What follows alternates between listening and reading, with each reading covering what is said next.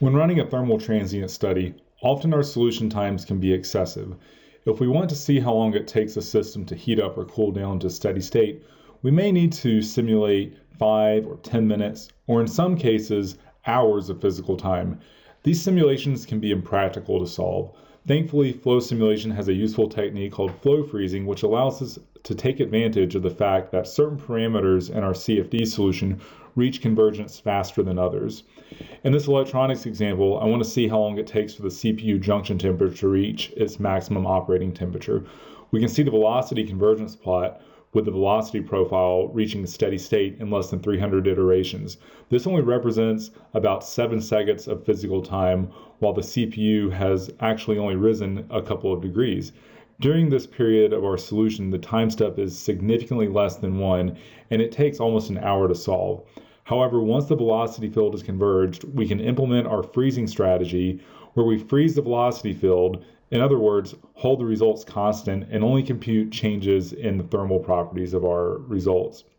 And this way we can significantly increase the time step to speed up the calculation so that the next hour plus of simulated time only takes a few minutes to solve. Let's take a look at how to set this up. If I go to my calculation control options and we look under our solving tab, we have our time step automatically set to automatic where the software will vary it. Flow freezing is disabled by default, and there's two different ways. We can set a permanent freezing strategy or a periodic freezing strategy. So in this case, I want to set my freezing strategy to start at 7 seconds. So we'll let the software run with an automatic or a small time step for the first 7 seconds, and then we'll freeze the velocity field at that point. We can let the solver automatically vary when it's going to calculate new results, or we can actually set the time period that we want to define that. So if we set our strategy to 7 seconds, we'll get results at 17 seconds and 27 seconds and 37 seconds and so forth. So you notice we're able to step farther forward in time and calculate the results again where only the temperature really is changing and our velocity profile hasn't changed very much.